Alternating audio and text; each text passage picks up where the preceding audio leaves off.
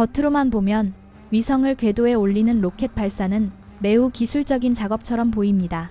카운트다운, 엔진 점화, 단계 분리, 위성 분리, 지상국과의 교신 확인. 하지만 한국인들에게, 특히 한때 우주산업에서 뒤처져 있던 시절을 기억하는 사람들에게 누리호가 하늘로 솟아오르는 순간은 전혀 다른 의미를 가집니다. 그것은 한민족이 스스로의 자립 역량이 구호가 아닌 현실로 바뀌는 모습을 분명히 목격하는 순간이기 때문입니다. 먼저 이야기를 사실의 축으로 되돌려 놓아야 합니다. 2025년 11월 말, 한국은 누리호 KSLV-2의 네 번째 발사를 실시했고 주위성과 10여 기 이상의 소형 위성을 목표 궤도에 올리는 데 성공했다고 공식 발표했습니다. 이 점이 중요합니다. 이번 발사는 단순히 역사의 하나의 체크 표시를 추가한 것이 아니라 민간 생태계가 보다 깊이 참여하는 단계로의 전환을 보여주는 사건으로 평가되었기 때문입니다. 국내 기업들이 기술 이전 로드맵에 따라 제작과 조립의 상당 부분을 담당하기 시작했다는 점이 특히 강조되었습니다. 왜 이것이 중요할까요? 우주는 한 번의 성공만으로는 세계의 신뢰를 얻을 수 없는 분야입니다. 사람들이 보는 것은 반복성입니다. 얼마나 자주 발사할 수 있는지, 성공률은 어떤지, 궤도 오차는 어느 정도인지, 탑재 능력은 어떤지, 그리고 무엇보다 안정적인 산업체계를 운영할 수 있는지입니다. 누리호는 2021년 첫 시험 발사에서 계획된 궤도에 오르지 못했던 가장 어려운 단계를 거쳐 이후 연속적인 성공을 쌓아왔고 네 번째 발사에 이르러서는 상업화 가능한 역량으로 이야기의 격이 올라갔습니다. 사용자가 제시한 영상은 매우 특징적인 선택을 합니다. 미국의 한 관료 시점을 빌려 긴급, 비밀, 중단 명령, 제재 위협 같은 표현을 사용하며 숨막히는 긴장감을 조성합니다. 이는 시청자를 끝까지 붙잡기 위한 엔터테인먼트적 기법입니다. 하지만 우리가 모든 정보는 사실이어야 한다는 기준을 세운다면 반드시 구분해야 합니다. 사실 2025년 11월 말 누리호 4차 발사는 국제 언론에 의해 성공으로 보도되었고 다수의 위성을 궤도에 올리며 민간 부문 참여가 확대되는 전환점으로 평가되었습니다. 신뢰할 만한 공개 증거가 없는 부분. 미국이 관료를 보내 발사를 중단시켰다. 무기 의혹으로 긴급 회의를 열었다.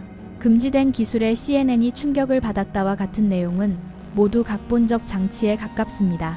그리고 바로 이 구분이 오히려 한국의 이야기를 더 인상적으로 만듭니다. 왜냐하면 모든 드라마를 걷어내고 산업기술의 실체만 보아도 한국인이 자부심을 가질 이유는 분명하기 때문입니다. 자력으로 개발하고 스스로 축적하며 독립적으로 운영하고 임무의 복잡도를 지속적으로 끌어올리고 있다는 사실입니다.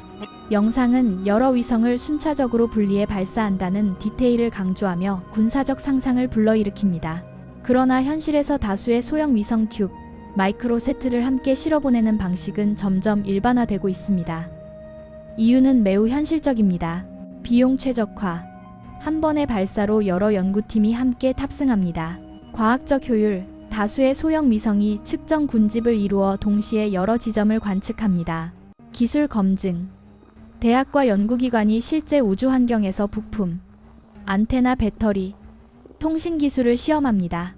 누리호 4차 발사 관련 보도 역시 주위성과 다수의 소형 위성이 연구 기술 검증 목적의 임무를 수행하며 우주 환경 관측과 다양한 실험을 포함하고 있음을 보여줍니다. 이 부분에서 한국인이 한국인에게 쓰는 글이라면 반드시 짚어야 할 칭찬이 있습니다. 대형 임무주위성과 소형 임무부위성을 동시에 운영하려면 탑재 통합부터 전기기계 열적 호환성, 분리 일정 관리, 교신 확인까지 극도로 치밀한 운영 기반이 필요합니다. 이것이 바로 시스템 역량이며 단순한 의지나 열정만으로는 절대 이룰 수 없는 영역입니다. 성숙한 절차 표준, 그리고 경험 많은 인력이 있어야 합니다. 영상의 가장 강력한 장점은 포기하지 않는 정신을 강조한 점입니다. 이 정신은 유지하되 보다 사실적인 기반 위에 올려놓을 수 있습니다. 로켓 발사는 본질적으로 기술적 위험을 동반하며 성숙한 국가는 위험을 숨기지 않고 관리합니다. 한국은 그 길을 정확히 걸어왔습니다. 2021년 첫 발사의 실패와 부족함은 값비싼 교훈이었지만 이후 신뢰도를 끌어올리는 개선의 연쇄를 만들었습니다. 이어진 성공들은 한국이 한 번 운이 좋았던 나라가 아니라 반복 가능한 역량을 쌓고 있음을 보여주었습니다. 그리고 네 번째 발사에서는 국내 기업이 깊이 참여하는 생태계 단계로 진입하며 역량이 소수팀이 아닌 산업 전반으로 확산되고 있음을 드러냈습니다. 그래서 글을 다시 쓸 때 강조해야 할 핵심은 이것입니다. 한국은 강함을 증명하기 위해 누군가가 울 필요도 두려워할 필요도 없습니다. 데이터와 성과만으로 충분합니다. 왜 전 세계가 주목하는가? 그 이유는 전략적 신호이기 때문이지만 누구를 깎아내릴 필요는 없습니다. 자국 수단으로 궤도 접근을 통제할 수 있게 되면 그 영향은 과학을 넘어섭니다. 기상, 농업, 해양 재난 대응을 위한 지구 관측 능력, 위성망과 결합한 정보통신 능력, 첨단 기술 공급망에서의 자율성, 그리고 국제 우주 협력 협상에서의 국가 위상. 국제 언론은 누리호 4차 발사를 한국의 우주 야망을 공고히 하는 이정표이자 상업화로 나아가는 진전으로 언급했습니다. 이를 문명적으로 표현하자면 한국의 성공은 파트너와 동맹, 그리고 대형 우주 프로그램을 가진 국가들까지도 향후 서울과의 협력 방식을 다시 생각하게 만들고 있습니다. 이것은 위협이 아니라 위상의 재균형입니다. 이 이야기에서 가장 강력한 부분은 미국 관료가 아닙니다. 진짜 핵심은 다음과 같습니다. 장시간 교대 근무를 하며 진동 그래프, 열 분포, 압력 수치를 하나하나 확인하는 엔지니어들, 커넥터 하나가 0.5mm도 어긋나지 않게 하기 위해 몇 시간을 붙잡고 있는 통합팀입니다. 무대에 잘 오르지 않지만 시스템을 실제로 굴리는 가공 기술자와 현장 기술자들, 바로 이 지점에서 한국은 진정으로 칭찬받을 만합니다. 엄격함을 문화로 만들고 규율을 습관으로 만들며 제대로 하는 것을 명예로 여기는 사회적 역량을 갖고 있기 때문입니다. 다른 나라를 평가절하할 필요는 없습니다. 정확하고 성실하게 묘사하면 보는 사람은 자연스럽게 느끼게 됩니다. 누리호 네 번째 발사는 단순한 발사가 아닙니다. 그것은 한국이 스스로 큰 질문을 던지고 스스로의 역량으로 답하는 단계로 넘어갔음을 알리는 신호입니다. 그리고 한 국가가 그 단계에 도달했을 때 세계가 존중하는 이유는 두려움이 아니라 이해입니다. 엔진의 불꽃 뒤에 산업이 있고 규율의 문화가 있으며 매우 한국적인 끈기 있는 정신이 있다는 사실을 말입니다. 로켓은 혼자서 성공할 수 없습니다. 그것은 다음을 필요로 합니다. 발사장과 시험 인프라 저고, 부품 공급망 소재, 밸브, 배관, 센서, 소프트웨어까지, 품질 보증, 형상 관리, 오류 추적 절차, 그리고 사람이 바뀌어도 품질은 바뀌지 않는 충분히 두터운 인력 풀고, 누리호 4차 발사 관련 보도는 민간 부문의 참여 확대, 즉 국내 기업이 기술 이전을 통해 제작 조립에 참여하는 단계로의 전환을 강조합니다. 이는 상업 발사와 발사 빈도 증가로 나아가기 위한 필수 조건으로 여겨집니다. 한국 독자에게 이것은 매우 자랑스러운 지점입니다.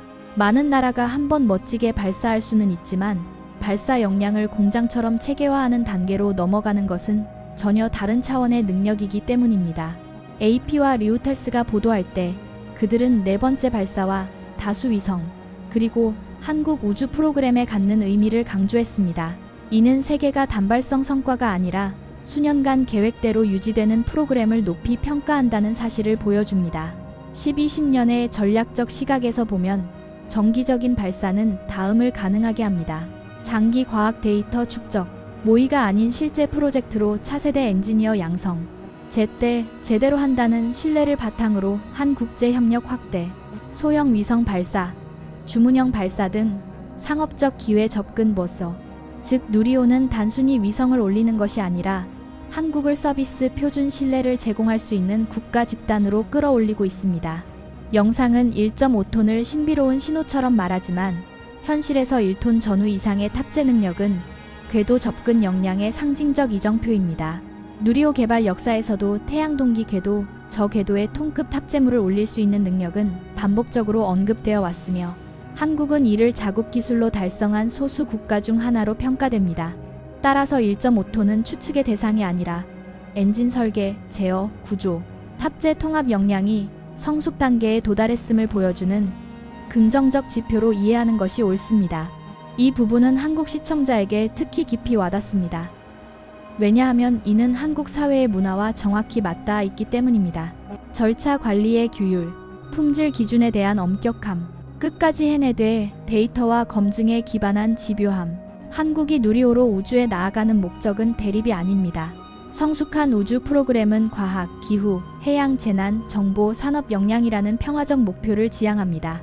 그러나 세계는 한국을 다른 눈으로 보게 됩니다. 궤도로 향하는 관문을 통제할 수 있는 국가는 현대 기술의 가장 어려운 일부를 스스로 통제할 수 있는 국가이기 때문입니다. 한국인의 시각에서 가장 감동적인 것은 카운트다운이나 불꽃이 아닙니다. 가장 감동적인 질문은 이것입니다. 우리는 어떻게 여기까지 왔는가? 그 답은 수십 년의 축적, 끝없는 야간 근무, 규율의 문화, 그리고 매우 한국적인 믿음 속에 있습니다. 오늘은 완벽하지 않을 수 있지만 내일은 더 나아져야 하고 다음에는 반드시 확실해야 한다는 믿음입니다. 누군가 왜 한국인이 이렇게 자랑스러워하는가? 라고 묻는다면 이렇게 답하면 됩니다. 누리호는 한국이 세계를 위한 제품을 잘 만드는 나라일 뿐 아니라 시대의 가장 근본적인 기술을 스스로의 지성, 규율, 끈기로 지배할 수 있는 나라임을 증명했기 때문입니다. 개인적으로 누리호 4차 발사 이야기에서 가장 가치 있는 점은 숫자도 감정적인 찬사도 아닙니다. 그것은 한국인이 과학을 대하고 산업을 구축하는 방식에 있습니다. 요란한 길을 선택하지 않고 어렵고 길며 위험한 길을 선택해 왔다는 점입니다. 단계적으로 축적하고 초기 실패를 받아들이며 엄격하게 수정하고 더 높은 기준으로 다시 돌아오는 방식 말입니다. 많은 국가는 순간적인 폭발을 만들 수 있습니다. 그러나 그 순간을 반복 가능한 역량으로 바꾸는 인내를 가진 국가는 많지 않습니다. 누리호는 우연이 아니라 기술 교육, 규율 문화, 국가 연구기관 기업이 함께 구축한 생태계의 수십 년 결실입니다. 이것이 한국이 누구와도 비교하지 않고 누구를 깎아내리지 않고도 조용히 자부심을 가질 수 있는 이유입니다.